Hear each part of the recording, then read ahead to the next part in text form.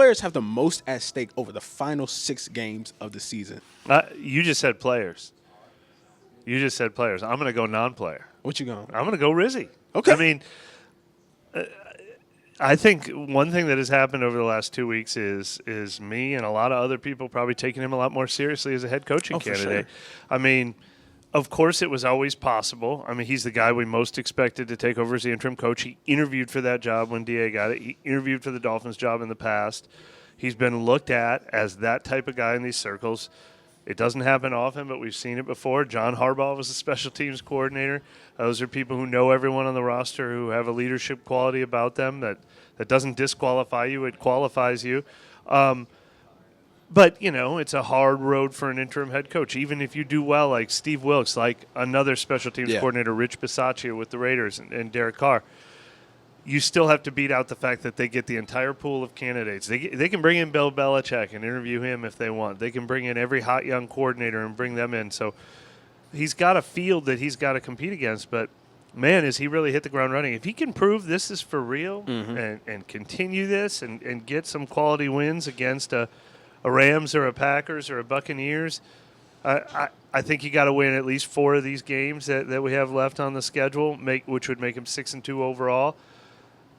He would maybe even become the front runner. And it's funny, I just tweeted out earlier today that the Jets and the Giants in his home state, his home area of Jersey, are both just plummeting. Yeah. Two places that could use a culture overhaul. Two places that could use some Rizzy ball. They could. He's going to get himself in those circles too if he keeps this up. No, as soon as you tweeted it, I said, man, if one of these teams take advantage of the type of personality that Rizzy has, if the Saints don't lock him up at the end of the season and bring that up there, Rizzy loves the East Coast. That's all he talks about is the East Coast.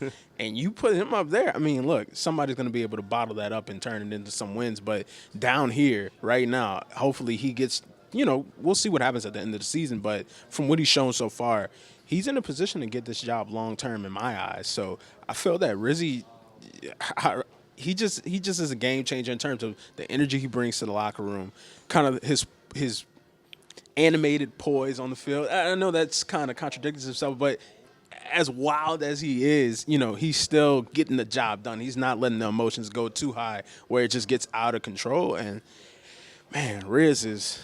But I mean, look, a lot still to go. Yeah, for sure. I mean, we've seen 2 games of it. There's 6 more to go, so we've seen 25% of it so far. And I don't want to jump to conclusions and say, well, this proves this is what he is.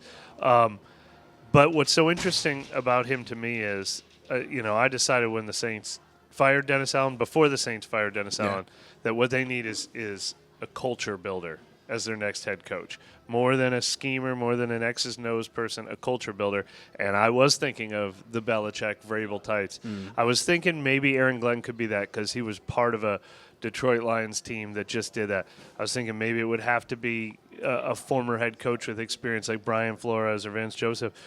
But that's Rizzy's best qualification is building a culture, building an atmosphere, building an overall plan, and then letting his lieutenants do the work underneath him.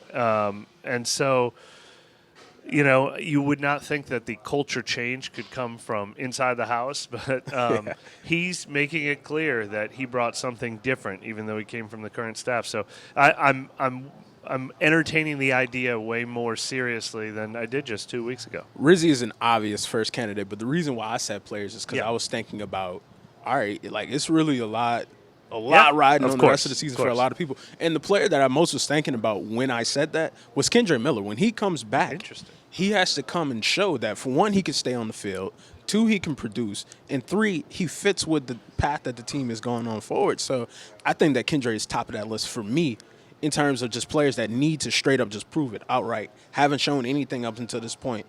Flashes, but nothing serious to hold on to. That's an interesting one because out of sight, out of mind. He wasn't at the top of my list, but maybe he should be. He's got to miss one more game on injured reserve, but he's going to come back to a clean slate. He's going to come back, and Dennis Allen isn't here anymore, and Dennis Allen was the one who was taking a hard line with him, and Darren Rizzy has let you know he's willing to see things differently. Look at Cam Jordan's snap count usage in addition to a lot of other things he's done. He changed the entire receiver core out.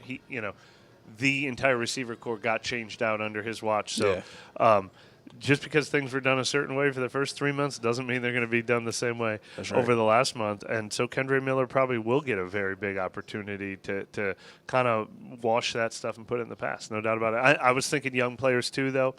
Alontae Taylor and Kool-Aid McKinstry.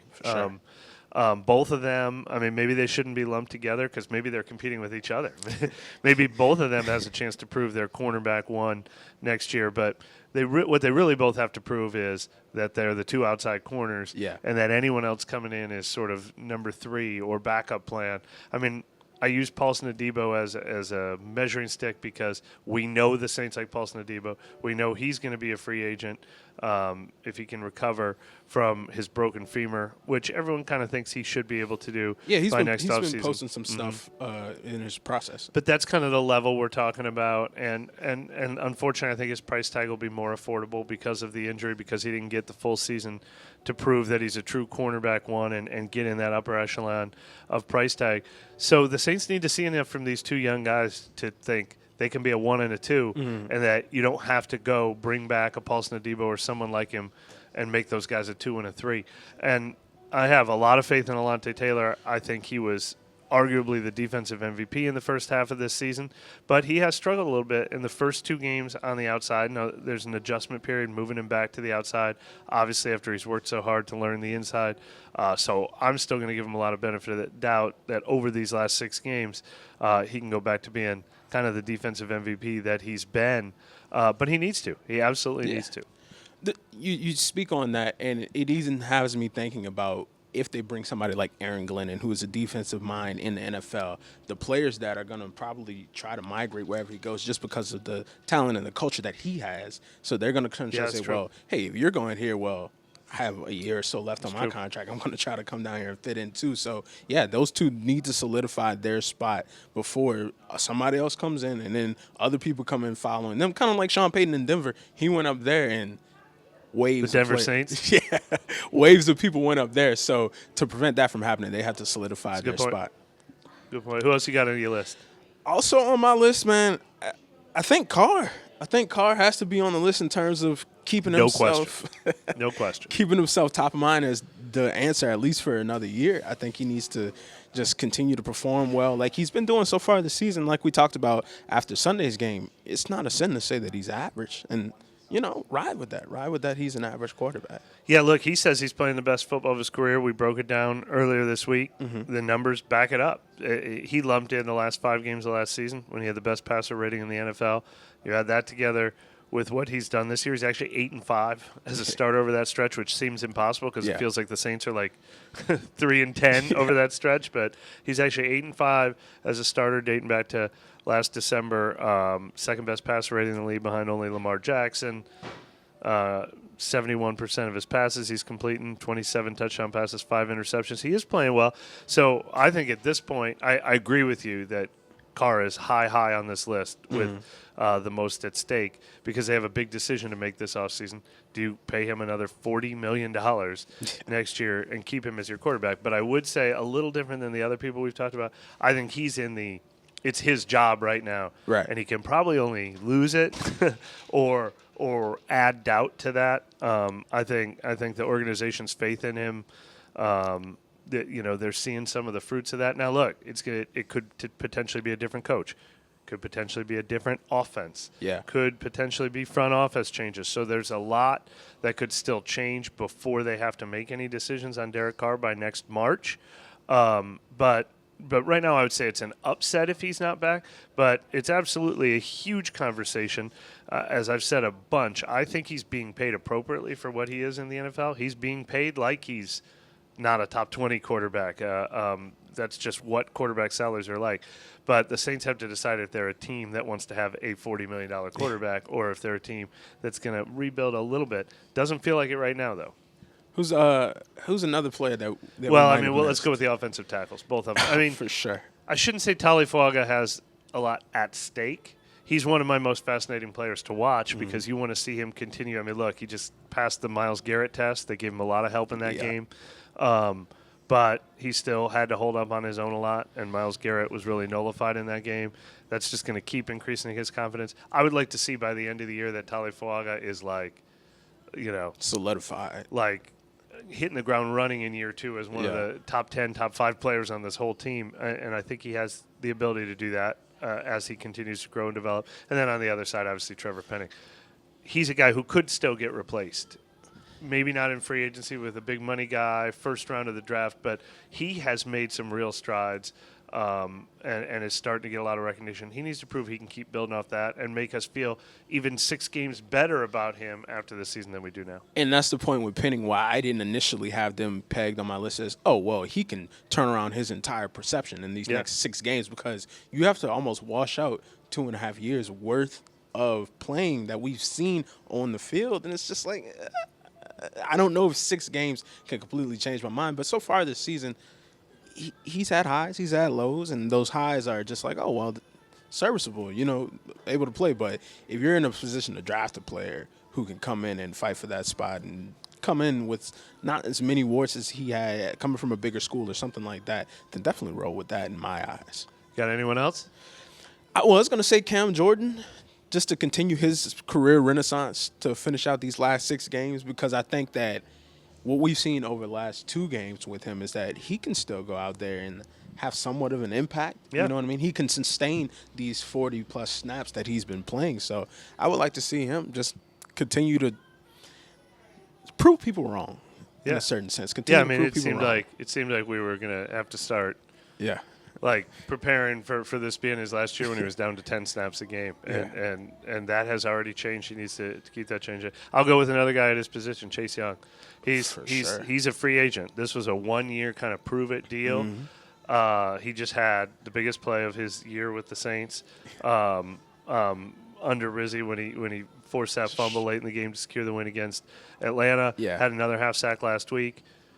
If he can finish strong, continue on the pace he's been on, 1.5 sacks every 2 games for the last 6, what would that be, 4.5 more sacks? Yeah. I mean, the dollar amount will just go up and up and up, and I don't know if that'll be here or if that'll be somewhere else, but as far as pending free agents with a lot to prove, he's probably number 1 on the list. And then I'll also go with Clint Kubiak and the offensive staff, which is almost a pairing with Rizzy. They what a game they just had. I think that's, if they can keep that up down the stretch, it'll kind of wash that lull in the middle of the season. Yeah. Oh, well, they didn't have any offensive linemen. They had Spencer Rattler at quarterback. These guys are sharp. Now, the question is, does that help Rizzy get the job? Because it's like you get the whole staff along with Rizzy. Yeah. Does that help them be more marketable to either work for the next head coach here or somewhere else and get hired as an offensive coordinator? It's really interesting, but a lot to prove there for sure. No, for sure. I definitely feel like the offensive staff, they, with all the injuries and stuff, they had some lows, but now with Carr and Eric McCoy and different players coming back, they are going on more of a high. It's interesting that you brought up Fuaga, and I was thinking last night, even watching the Browns game, I was like, well, Fuaga was able to neutralize Myles Garrett. I think Myles Garrett had like 3 sacks last night. Now, the weather might have had a factor into that, but I was like, no, this guy's still – he's still that guy. He can still do the amazing stuff that Myles Garrett is definitely still that guy. But just to see Fuaga in the offensive staff scheme to neutralize him in that game was pretty impressive. Big game for Clint Kubiak, Rick Dennis, and John Benton, Andrew Janocko. That was a really impressive game for them, which kind of brought back some of that mojo from the beginning of the year. I'm looking on. Myles Garrett did have 3 sacks. Yeah. So he had 3 sacks in week 10, 3 sacks in week 12, week 11, the Saints said no. It's almost like he wasn't there.